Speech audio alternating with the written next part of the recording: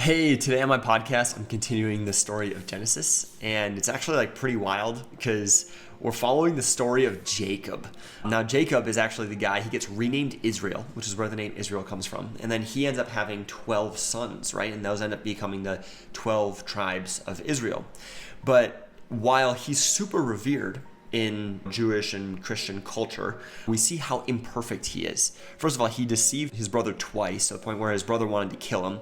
And then he ends up fleeing to Mesopotamia, and he ends up meeting up with his uncle and his cousin. He ends up marrying his cousin Rachel, and then him and his uncle end up feuding. And he's like, dude, everywhere where this guy goes, he ticks off his family through deception and through lies and all of this stuff. Yet, God still makes a covenant with him. It says, hey, what I promised to Abraham, I also promised to you. This land will be yours. It will be yours for your descendants, and through your descendants, all of the nations of the world will be blessed. And it's just so wild to think that this guy is so imperfect, yet God still chooses him to place his covenant with him.